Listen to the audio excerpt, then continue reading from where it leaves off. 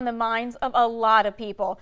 And there could be some help coming today from the White House. President Biden is pitching plans to cut gasoline prices, which have surged since the war on Ukraine began more than a month ago. There is word that he will announce the release of up to 1 million barrels of oil per day from the nation's strategic petroleum reserve over the next few months to help drive down those prices at the pump.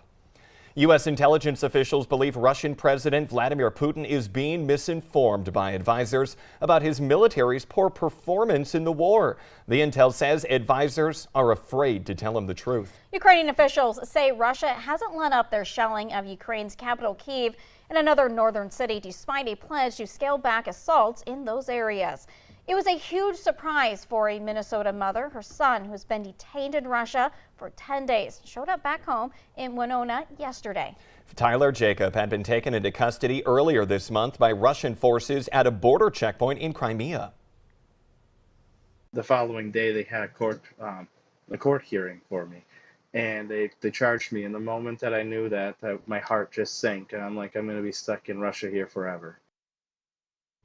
Jacob says he was imprisoned because they thought that he might be a spy. Parts of the valley were treated to a spectacular show in the sky overnight. The Northern Lights were out in a big way. One of our viewers in Emerado, North Dakota, sent us this shot. Take a look. Oh, so gorgeous. It really is, but she wasn't the only one who had her eyes to the sky. Well, we also heard from people in Devils Lake, Thompson, Jamestown, and if you missed it, you can always check out some more pictures on our Valley News Live Facebook page. And beautiful views outside, but not necessarily a beautiful feel outside this morning. Good morning, Lisa. Yes, if you were stepping out to get those pictures, you had to bundle up, and you'll still need to as we're starting off the day today. You can see in Devils Lake, we've got a nice sunrise starting. This was, as we just mentioned, one of the areas where we cleared out that afforded us that nice view, and now we're going to get to see a pretty sunrise in this area. But let's take a look at those temperatures. We're below freezing, so anywhere where we got snow yesterday, that's not going anywhere, at least not right now. And where we've had some melting, some slush, you know that in the FM area, we've certainly experienced it, and in other places, well, that's all frozen back up. So we've got some crunchy conditions out there, some icy patches you'll want to watch out for, and of course the cold. Here's a look at our temperatures. Fargo's at 25. It feels like in these pink numbers only 12 degrees, so a chilly start to the day. Grand Forks is at 24. It feels like 14. Thief River Falls 25, and in Bemidji we're at 23. And check out our wind chill there, 9. That's it. That's as warm as it feels right now. Fergus Falls 25 and Devils Lake 19 as well. So colder temperature in those places that were clear. And we've got wind chills into that 11-degree range in both of those locations. So we've quieted down. That's a good thing. The snow has moved on. It's affecting places like the UP of Michigan now, where they have some winter storm warnings in effect. Here in the valley, it's quiet. It's clearing out. We'll have a chance to clean up some of that snow. Mother Nature will take care of some of it too this afternoon as our temperatures start to rise. So sending the kids out to the bus stop, they're going to want the heavier coat for the morning. Temperatures will be in the 20s for a lot of places, but again, factor in those wind chills. And they'll want the boots, the snow boots for this afternoon, because it's going to get sloppy and messy in those places where we've had the snow again. We're looking at 38 degrees with some melting going on and some sunshine ahead for today too. So it's a little bit on the breezy side this morning. That should start to ease up. And by the time we get into Friday, we're warming things right back up into some 40s for Friday, which is the 1st of April, by the way. So just in time for that turn of the calendar. And you can see in our 7-day planner, warming into the 40s to some low 50s for the extended forecast. We just have to get through again another chilly morning this morning. Yeah, but beautiful sunrise out there right now. Lisa, thank you. 6:53, one person is dead, 2 were rescued after a Navy plane crashed off Virginia. The aircraft went down last night during a routine exercise. The surviving crew members are not critically injured. A trial date has been set for Florida man accused of human smuggling, which resulted in deaths of 4 migrants during a blizzard. Steve Shand will be tried in Fergus Falls starting July 18th. He is charged with bringing people into the country illegally and illegally transporting them once in the U.S. 4 bodies were found in January near Emerson, Manitoba, which borders Minnesota and North Dakota. The victims had frozen to death. In addition, 5 Indian nationals were found on foot on the Minnesota side of the border. 2 others were found riding in Shand's van. Shand has not been charged in the deaths of those migrants. Minnesota law enforcement recently released a disturbing statistic about children and sexting. Parents, listen up. In a 2020 survey, 1 in 6 children have shared a nude image. The Valley Today's JC Dodd joins us live in studio with what parents and teens need to know. Good morning, JC. Phoenix Jordan, it's a number that will stop you in your tracks. 1 in 6 children ages 9 to 17 years old have shared a nude image. The Minnesota Bureau of Criminal Apprehension recently shared this graphic on Facebook, where almost half the time those children were sharing pictures with people they believed to be adults. And 50% of the time, they didn't care if they knew the person they were sending them to. I spoke with the superintendent of the BCA, and he says right now they're trending for more than 10,000 tips of child pornography in Minnesota this year, an exponential increase over the past few years. Now, part of the reason, he says, companies are doing a better job of flagging those pictures and sending them to the BCA to investigate. The other part of the reason, something almost every parent can relate to, cell phones and social media becoming so ingrained in a child's life, it can seem like online actions don't have real-world consequences. This is the message the BCA wants to send to children who are considering sharing a nude image of themselves.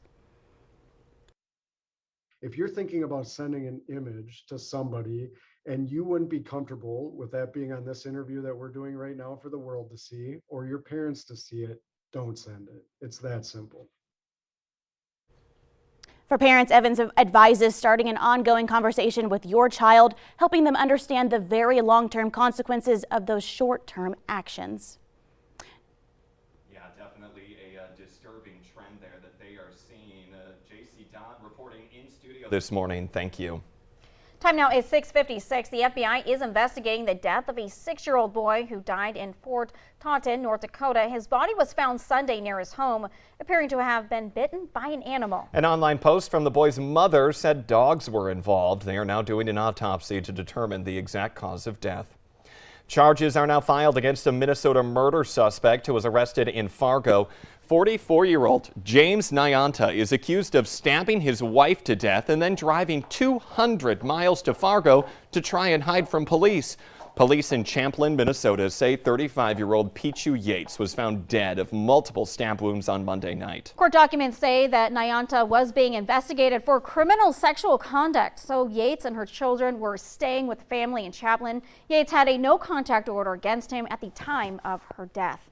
It's often a source of controversy, and the Moorhead School District is making plans to change school boundaries.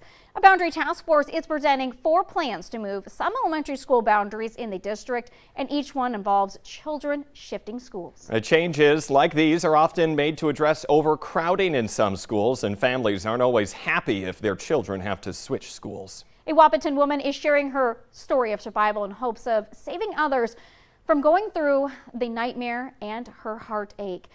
Cindy Urbis says that she avoided a colonoscopy back in 2020 despite dealing with what she called annoying cramping. It was a decision that she regretted 1 year later when doctors forced her to get the procedure, and they soon diagnosed her with stage 3 colon cancer.